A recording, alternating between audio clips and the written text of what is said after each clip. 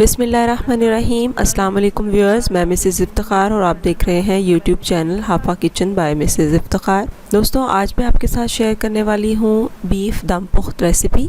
बकरा ईद के हवाले से ये बहुत ही सॉफ्ट और मक्खन जैसा गोश्त गल जाता है, तो इसको बनाने के बाद आपको पता चलेगा कि ये कितनी ज़बरदस्त रेसिपी है। आइए इसको बनाना स्टार्ट करते हैं। बिस्मिल्लाहिर्रहमानिर्रहीम।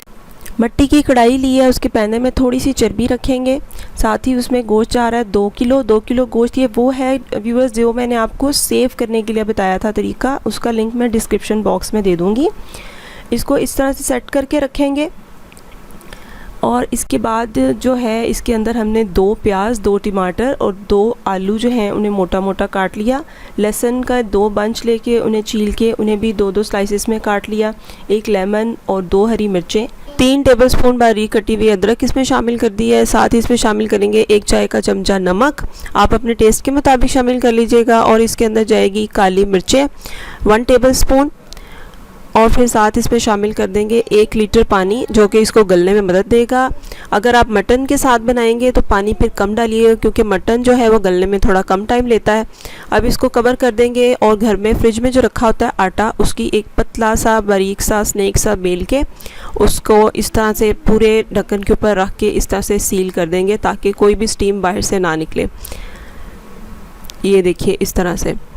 और पहले एक दफ़ा हम अपना चूल्हा तेज़ करेंगे और फिर इसको आहिस्ता कर देंगे, बहुत आहिस्ता। ये देखिए इतना चूल्हा रखना है आपने और फिर से 3 घंटों के लिए छोड़ देना है। 3 घंटे गुजर चुके हैं। अब मैं आपको दिखाती हूँ कि इसकी अंदर वाली सिचुएशन कैसी बन गई है। सबसे पहले एक तेज़ छुरी लेके इसकी सील खोल देंगे जो हमने इसको बंद किया था। ये देखिए इस तरह से इसकी सील को खोलेंगे सारे को, और इस तरीके से बहुत एहतियात के साथ इसका ढक्कन हटाइएगा, क्योंकि एकदम से स्टीम आपके मुँह पे या हाथों पर जा सकती है। तो और एक्स्ट्रा आटे को इस तरह से हम काट देंगे ताकि ये हमारे हांडी के अंदर ना जाए। ये जो बड़ी सी इसके अंदर एक हड्डी है उसकी नली को हम निकाल लेंगे। ये देखिए कितना ज़बरदस्त गोश्त गल चुका है। नली को निकालेंगे, प्लेट में डालेंगे और वापस इसको अपनी हांडी में डाल देंगे ताकि इसका ज़बरदस्त सा फ्लेवर इवनली पूरे खाने में चला जाए। जी तो व्यूवर्स, ये देखें इसे हमने एक प्लेट में निकाल दिया। अब इसे वापस खाने में शामिल करेंगे। इसका बड़ा ज़बरदस्त फ्लेवर सारे खाने में मिक्स हो जाएगा। अब आप यहाँ देखें कि यहाँ पे इसमें पानी रह गया है, क्योंकि स्टीम बिल्कुल भी बाहर नहीं निकली थी और पानी हमारा ड्राई नहीं हुआ। और अब आप चाहते हैं तो आप इसे इसी तरह से नोश फरमा सकते हैं, अदरवाइज़ इसका पानी जो है ड्राई कर लेंगे। मैं इसका पानी ड्राई करूँगी। और ये देखें पानी को मैंने ड्राई किया, चूल्हा मैंने बंद कर दिया। अब मैं आपको एक मैजिक दिखाती हूँ। चूल्हा बंद है लेकिन ये देखें खाना अभी भी पक रहा है। मिट्टी के बर्तन में ये खासियत होती है कि जब आप चूल्हा बंद भी कर देते हैं तो वो 10 से 15 मिनट पकता रहता है। इसलिए उसको पकाते वक्त एक टेक्निक ज़हन में रखनी चाहिए कि आपने बहुत खुश्क नहीं करना। अगर बहुत खुश्क कर देंगे तो आपका खाना अगर बर्तन में रखा रहेगा तो वो नीचे लग जाएगा। अब इसको हम डिश आउट कर रहे हैं।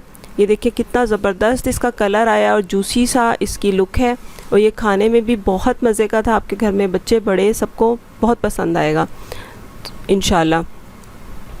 ये देखिए, और आलूओं को आप देखें ये भी बिल्कुल अपनी हालत में कायम है। खाना बन चुका है। अब चलते हैं हम आज की अच्छी बात की तरफ।